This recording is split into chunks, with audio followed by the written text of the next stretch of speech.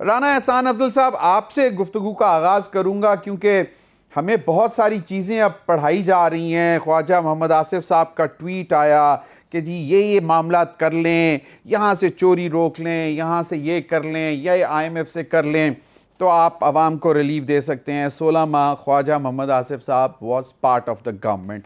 और ख्वाजा साद रफ़ीक साहब कहते हैं कि पाकिस्तान में महंगाई और बिजली बहरान के जिम्मेदार वही लोग हैं जिन्होंने 2018 में नाअहल टोला मुल्क पर मुसल्लत किया और सस्ती पन बिजली के बेशतर मंसूबे जिनमें सिक्की किनारी dam, Diamer Bhasha dam, Dasu dam, Tarbela extension project सर फहरिस्त हैं, नाअहल हुकूमत की वजह से मौखर हुए।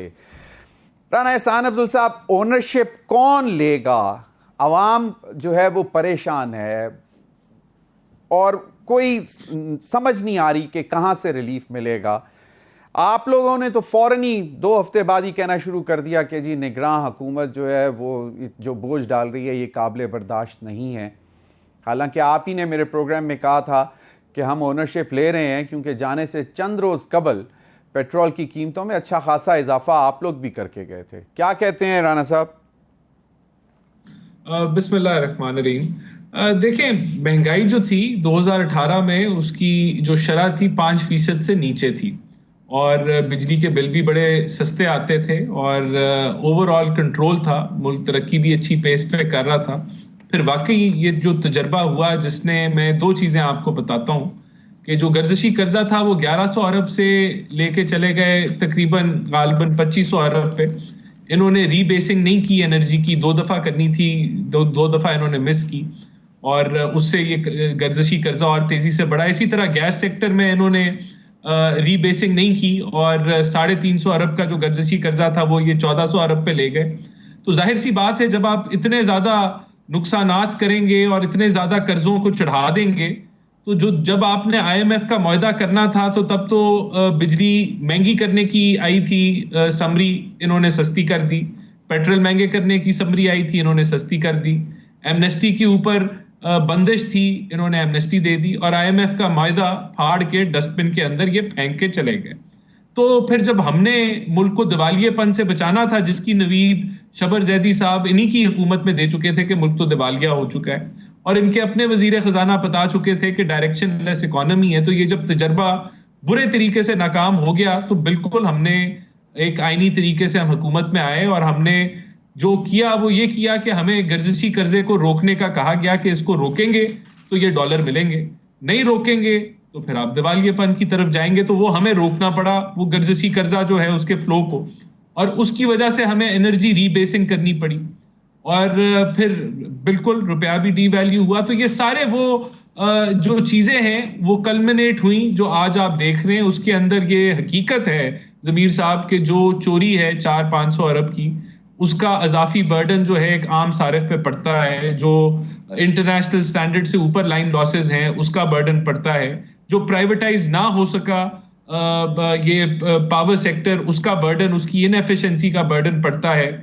फिर ये क्योंकि देखें हमने तो इन 16 महीनों में सोलराइजेशन करने की भी कोशिश की और 6000 मेगावाट का प्रोजेक्ट था, हमें टाइम ना ज्यादा मिल सका कि उसको इम्प्लीमेंट करें कि वो एक तरीका है कि आप इंपोर्टेड ईंधन से जो है वो जान छुड़ाएं। हमने इन 16 महीनों के अंदर थर की प्रोडक्शन को तकरीबन तिगना करने का प्लान बनाया। थर कोल की वहां रेलवे ट्रैक बिछाया गया और अब सिंध हुकूमत होपफुली उधर माइनिंग शुरू करेगी तो थर लोकल कोल जो है उसकी इंपोर्ट में कमी आएगी। तो ये सारा हमने 16 महीने में किया। बिल्कुल इन 16 महीनों के अंदर ये महंगाई आई, लेकिन हमारे पास भी वो रास्ता था कि हम मसनूई तौर पे फील गुड फैक्टर देते और मुल्क को खाई के अंदर फेंक देते। तो ये वो सारे हकायक हैं जो आज इसमें कोई बंदा झुटला नहीं सकता कि ये बिल जिस तर्ज से बड़े हैं उस तर्ज से इनकम लोगों की नहीं बढ़ी। लेकिन ये भी हकायक हैं जो मैंने आपको बताए हैं और मुल्क में तजर्बा तो किया गया और वो तजर्बे को वो भुगत रहे हैं अब सारे। बिजली का बिलों का बहरान और जो इस वक्त सूरत हाल है वो किसी से छुपी हुई नहीं है, चाहे वो सोशल मीडिया हो, चाहे वो इलेक्ट्रॉनिक मीडिया हो, चाहे अखबारात हों। आज पूरे मुल्क में इसी एक बात का सवाल जो है उसका जवाब मांगा जा रहा है कि जनाब एक आम गरीब आदमी बिजली का बिल कैसे देगा। राना एहसान अफजल साहब, मुझे एक चीज़ बताएं कि आज आपके ख्वाजा मोहम्मद आसिफ साहब भी मशवरे दे रहे हैं, ख्वाजा साद रफ़ीक साहब भी बता रहे हैं कि जनाब 2018 की वजह से हुआ, और राना तनवीर साहब बता रहे हैं हमें कि जनाब ये तो जो है निगरान हुकूमत ने किया है, ये हमें कबूल नहीं है। मुझे एक बात बताएं कि ये निगरान हुकूमत क्या 2 हफ्ते में ये सब कुछ कर गई? देखिए, इससे पहले मैं थोड़ा सा बात करना चाहूँगा जो मुज़म्मिल ने बात की। मैं ये नहीं कहूँगा कि मैं इनको सबक सिखाऊँगा, क्योंकि मैं ये जसारत नहीं करूँगा। पढ़े लिखे आदमी हैं, इनको मुझे सबक सिखाने की ज़रूरत नहीं है। दूसरा, मैं ये भी नहीं कहूँगा कि इनको कुछ नहीं पता और मैं इनको बताता हूँ। इनको पता होगा काफ़ी कुछ, लेकिन शायद यहाँ ये ना बताना चाहते हो। लेकिन सबक हमें पहले असद उमर ने सिखाया, फिर हमें अब जो हफीज शेख ने सिखाया, उसके बाद हमाद अजहर ने सिखाया, उसके बाद हमें शौकत तरीन ने सिखाया। सबक हमें तब भी इन्होंने सिखाया था जब इन्होंने LNG इनको $4 की मिल रही थी लॉन्ग टर्म मुआहदे के ऊपर, लेकिन इन्होंने वो नहीं खरीदी और मुल्क को करोड़ों अरबों का नुकसान पहुंचाया। जब शॉर्टफॉल हुई LNG की, जब इन्होंने फर्नेस ऑयल के माफिया के जरिए जो है वो मेरिट ऑर्डर को LNG को नहीं अवेलेबल किया और फर्नेस ऑयल पे जब इन्होंने प्लांट चलाए, तो इन्होंने सबक आम आदमी को सिखाया। और सबक तो ये पूरी हुकूमत जिस वक्त ये थी, इनकी हर वादा, इनका हर जो क्लेम था, वो जब रिवर्स हुआ तो वो सबक पूरी अवाम ने बड़े अच्छे तरीके से जो है वो सीख लिया। कैपेसिटी पेमेंट्स के ऊपर बात हो रही थी। देखें, अगर ये एक IPP का मुआहदा कर लेते जिसके अंदर कैपेसिटी पेमेंट्स होती ना, और ये रुपए में कन्विंस कर लेते फॉरेन इन्वेस्टर को कि हम आपको रुपए में फिक्स करके देते हैं पेमेंट्स, तो हम इनकी बात मान लेते। इन्होंने तो ना LNG का टर्मिनल लगाया, इन्होंने ना जो है कोई एक पावर प्लांट लगाया, लेकिन तनकीद ये बड़े अच्छे तरीके से कर रहे हैं। और जो कैपेसिटी पेमेंट्स होती हैं उसके अंदर जो 70% वो डेट की रीपेमेंट्स होती हैं, जो लोगों ने प्लांट लगाया होता है उसकी, और उनकी इक्विटी की रीपेमेंट्स होती हैं। बिल्कुल, अगर ये मुआहदे आप रीनेगोशिएट, वो भी बता दिया कि रीनेगोशिएट जब इन्होंने किए तो 85 पैसे का फर्क पड़ा।